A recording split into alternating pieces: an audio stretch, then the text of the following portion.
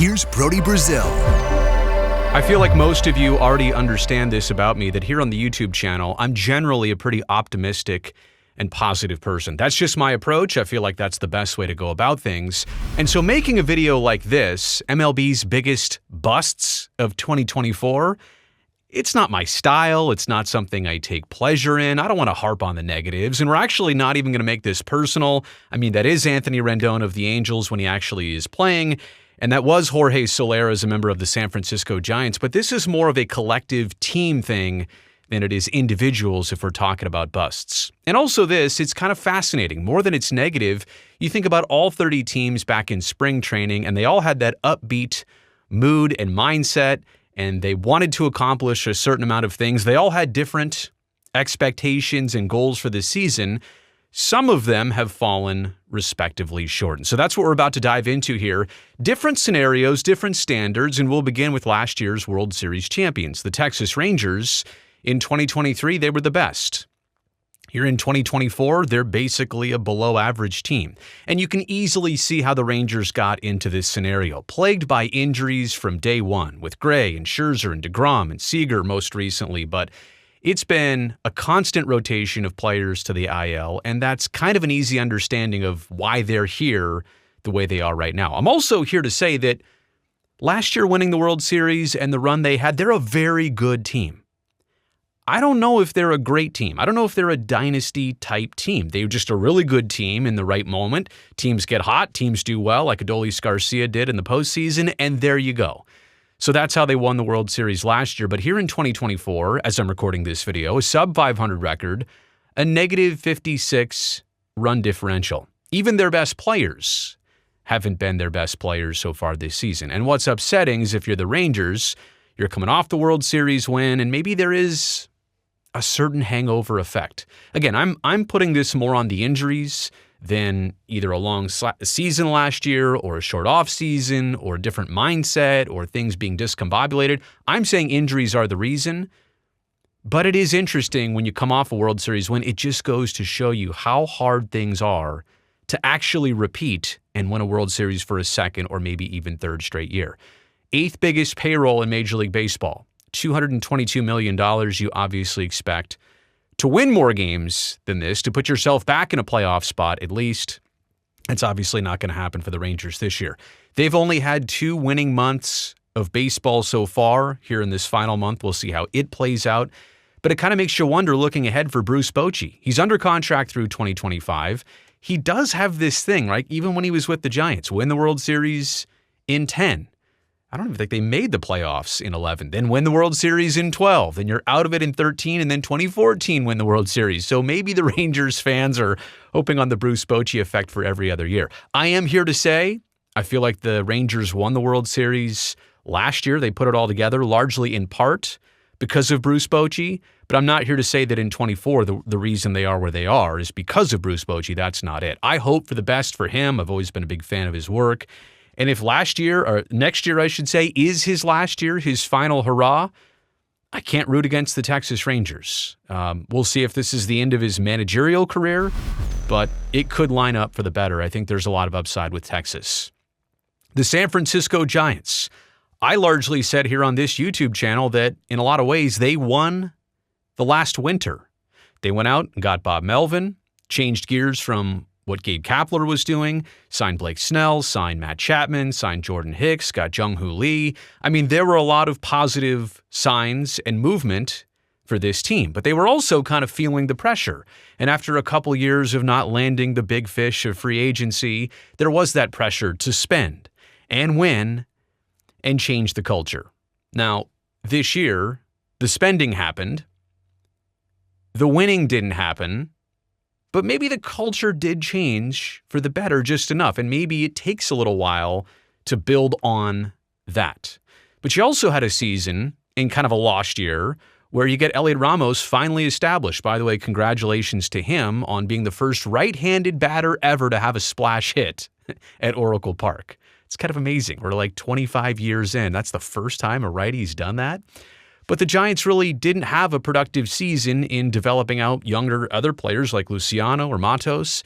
their futures are much more uncertain. And that's something you'd like to accomplish, even in a season like this. If you can see where it's going and it's not going in the right direction, you have to prepare. You have to kind of cut bait and prepare for what's next in the upcoming year. And I don't know that they've done that with their youngest group of players, their entirety of their youngest group of players. That's just a few. But I do believe for the Giants this year that the playoffs alone, right? Every team's got different expectations. I just showed you the Rangers. Maybe it was, for them, getting back to the playoffs was kind of a low bar that had to be met. But for the Giants, just getting to the playoffs, I think would have been enough to satisfy the fan base, to make them understand, okay, they've got things dialed in a lot better. They're competitive again. People will believe, but they're not even going to obviously get to that. So the bar was set, I think, at a very reasonable goal. Winning the West was going to be tough with Arizona, with what the Dodgers did, but finding a way in via the wild card with 3 wild card teams, I think it was there for the Giants. They were in the hunt so much of the season. I mean, they just hovered between maybe 2 games over and 6 games under 500. They just could never put anything together and make that push. So to a certain extent, this season is a bit of a bust for them. The Toronto Blue Jays, now they're only a couple games under 500, but they are in last place of the American League East by 15 games. It's a tough division. You got the Yankees and Baltimore up top. And don't forget, the Rays are always competitive. And, the Jays and Red Sox, I don't want to forget about them, but the Jays always are going to have it tough in this division. But they'd made the playoffs in 3 of the last 4 years, but not this time around. And it kind of feels like they're getting farther away from that than ever before. You got Vlad Jr. He's still the centerpiece of your team. He's not having a bad year by any means. In fact, if you just look at the stats, they had been pretty good, but he just doesn't have enough support around him, and that's kind of amazing when you look at a team that's got Bichette and Springer and Turner and Isaiah Kiner-Falefa and Barrios and Bassett and Kikuchi and Gausman. Like, this team, on paper, should at least be contending for something. Now, I don't even know if the Blue Jays had to make the playoffs to be, satisfying their fans. Like the Giants, I feel like there was that expectation of do something, make a mark. For the Blue Jays, it was more like just be competitive, and they're not even that. So there's a lot of players on this team that I always root for. It's Canada's national team. They've got a good thing going up there, but they have the centerpiece. They just do not have a support structure. I feel like the Angels are on this list every single season. Honestly, the Los Angeles Angels, they just cannot dig themselves out of a hole as a franchise. Mike Trout played 29 games this year. The knee injury, he tried to come back.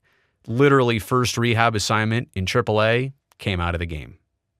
That is not good. And it makes you wonder, what's the long-term future for Mike Trout? Yeah, he's under contract long-term with the Angels. Some people say, well, you should set him free, and that he's got to be in a playoff game, in a playoff series at some point in Major League Baseball. And that's not going to happen anytime soon with the Halos. This is a team that is spending on the upper half of payrolls in baseball. 14th, right? So they're technically just above the league median. $172 million is their payroll. And what are they going to get? A worse record than the $60 million Oakland A's. These guys are going to finish last in the West. Even the Oakland A's are going to finish ahead of them. Anthony Rendon continues to be a lightning rod, and there are others, players with big contracts that don't perform. And obviously the Angels have also gone through a ton of different injuries this year, Trout and others included. But the point being is they just cannot put anything together. And it always seems like the West, the AL West, is competitive, and Houston and Texas and Seattle most recently have kind of reemerged. But for so many years, it was the A's and Angels. But even the A's have come and gone. The Angels just haven't been to a playoff series in more than 10 years. 2014 was their last time in it. And they got swept by the Royals. And I think Mike Trout played only 3 of those 4 games. Mike Trout has played, 3 playoff games in his entire career? Never won a playoff game? They have a negative 132 run differential this year. So how would I fix the Angels? Where do you even start? But pitching has always been one of their problems. They score runs, they bring up prospects who can hit, but man, their starting rotation and their bullpen just doesn't do the job holding the other teams down.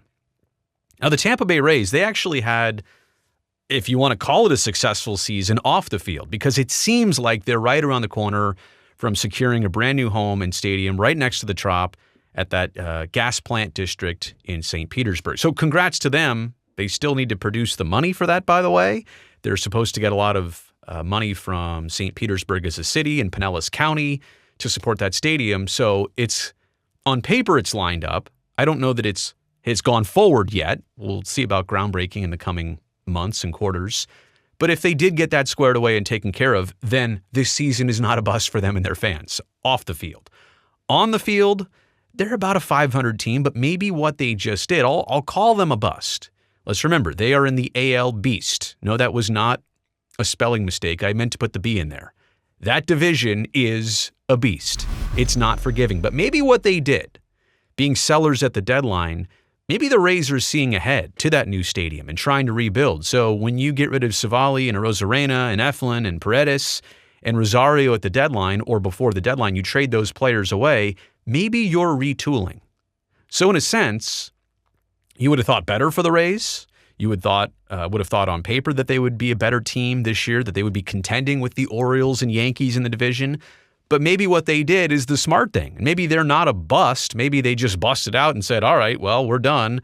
Let's flip the cards here and try and move forward towards this new stadium and be a good team then. So Tampa Bay on this list, I'll say loosely. I'll also put the St. Louis Cardinals on this list of the biggest busts in 2024.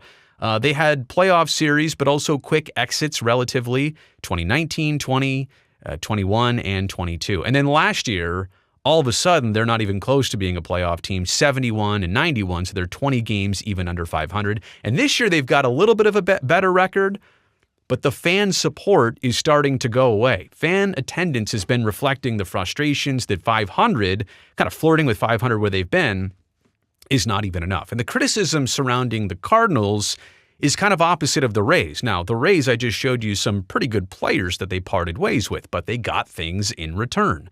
They're retooling and rebuilding for the future. As for the Cardinals, the criticism is this. They're simply letting go too early. Adolis Garcia, Tyler O'Neill with the Boston Red Sox having a good year. Randy Arozarena, who they only had for, I don't remember his time there. Was it like 20 or 30 games or something like that? Players that, they had control over and didn't pan out with the St. Louis Cardinals, but did have success somewhere else a bit later down the road. And I've seen some of the photos of Cardinals games. If that is kind of a measuring stick and a gauge of how people feel, the frustrations in St. Louis are very, very real about this team not being competitive. Now, have they been treated well in terms of, recent years and playoffs? Yeah. I mean, it's not like they've been bad for a very long time. They just didn't get far in the playoffs. Now they're inching away from it. So I feel like this season in the NL Central for the Cardinals, probably deemed a bust. Even though they're better than last year, still kind of a bust. Okay. Last but, definitely least, the Southsiders, the Pinstripes of Chicago, the Southsiders. I said that already. The Chicago White Sox. Will they even crack 40 wins? Now, they just took 2 out of 3 this past weekend against the Oakland A's. That was their first series win, I want to say, since the end of June. So they went multiple months without even winning a series or 2 games in a row. And this is the thing about a baseball season and team. It's been said that every team is instantly going to win 60 games and lose 60 games every single year. You could book that, right? But what happens to the other 42? In this case, the White Sox aren't even going to get close to winning the 60 that are assumed, right? Because a lot of teams, they're, 74 and whatever the other side is. But the point is, you won those first 60. That's almost guaranteed that every team gets to that threshold. And then they only win 14 of the other 42. And then lose the automatic other 60. But the point is that the White Sox, it's hard. This is the point. It's hard to have a season where you don't even win 40 games. Will they get to 120 losses? Yeah, probably. It's the modern age record. On-field issues, off-field issues, and how about this? The team in their front office have already said to remedy next year's situation, they're not going to spend their way out of this. In fact, they might even cut payroll. They're going to expect more from the players they already have on their team. Now, is it wise or not? I don't know, but this is also a Chicago White Sox franchise that's looking to move up north. I say north, but to the South Loop, the 73, 70, 70, so 77, I forgot, 78, the neighborhood, right? Where they want to build a ballpark in the Village. I've done videos on this, and all of a sudden I can't remember. They want to build a brand new stadium. They want billions of dollars in help from the state. Who knows how this is all going to play out, but on the field, their product this year, remarkably bad. And to the point where you're already saying, well, we're not going to fix this. We're going to let this fix itself. I mean, I say this is a bust. All they had to do was have a respectable season. Even with a losing record, fine. The reason the White Sox are a bust is because they may not even get to 40 wins this year. So I'll wrap it up by saying I don't take any pleasure in that. I don't like to be that negative person. I didn't even talk about Jorge Soler with the Giants, but I'm using the image of him. I'm not trying to make this personal.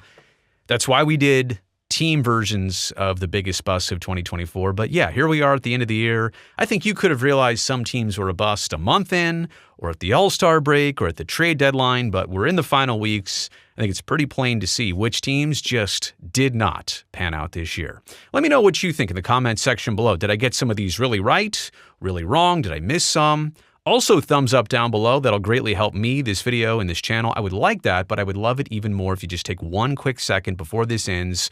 Go down there, make sure you are subscribed to this channel. That way I can definitely see you back here next time.